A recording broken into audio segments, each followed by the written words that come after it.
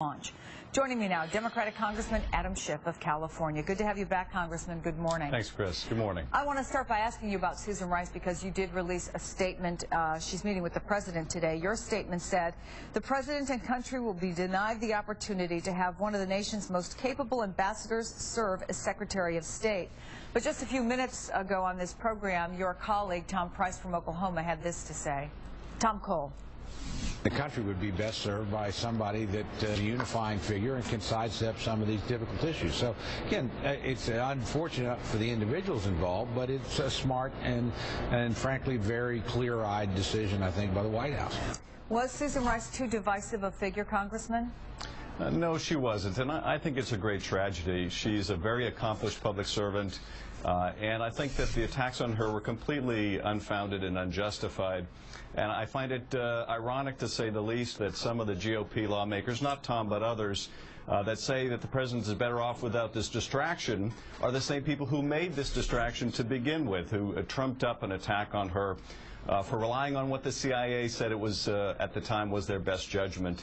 So it's the country's loss, it's the president's loss, but it shows what a difficult town Washington can be when someone performing their job with great integrity is attacked in this, I think, completely unjustified manner. Then should the White House have fought harder for Susan Rice?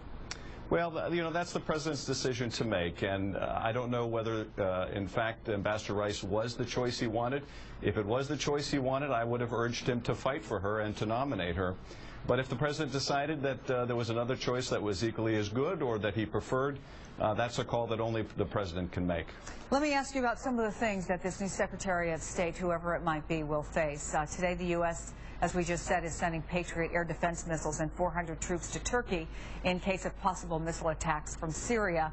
The goal clearly is to show enough of a commitment to Turkey's defense to deter a Syrian attack. Do you think that will be enough to act as a deterrent? I certainly think so and hope so, but I can understand why Turkey would be very concerned. We have seen indications that Syria has prepared, in some respects, its chemical weapons. That is deeply disturbing. We've also seen that missiles have been fired by the regime against the Syrian people themselves. So if you have a government that's willing to fire missiles against its own people, that may be taking actions with respect to chemical weapons, as a neighboring country that is supporting the opposition to that regime, you got to think, if they're willing to take these steps against their own people, what are they willing to do against a hostile neighbor?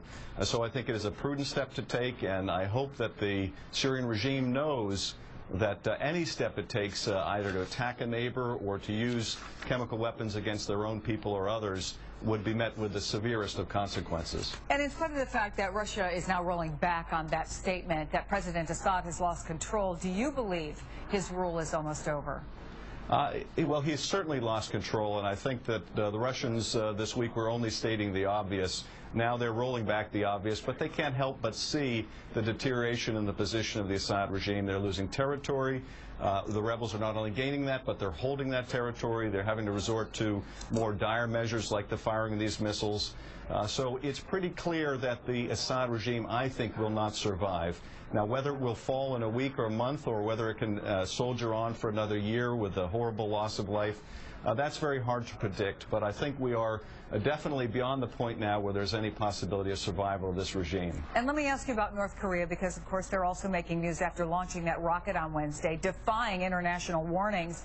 It shows, I think, that 8 months after his father died, Kim Jong-un is a leader who is willing to take risks, willing to defy the international community. What do you see, Congressman, as the risk of that for the not just international community, but for the U.S. as well?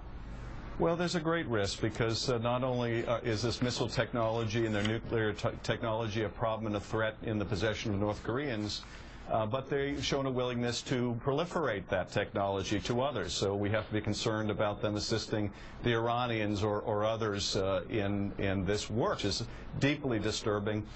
We need China's help. We need China's cooperation. So far, that has been very disappointing. And perhaps the only way that we can get China to cooperate is if China understands that to the degree that the North Korean threat escalates, that means a greater American military presence in the region. And that is something that China desperately doesn't want to see. But I think that we have to make it clear that as North Korea continues to pose a risk to us, and a greater risk with missiles that could potentially hit our shores, we are going to increase our military presence. And that might put sufficient pressure on China in terms of its fuel supplies to North Korea and other leverage that they can act in a way they really need to, and to act responsibly. Congressman Adam Schiff.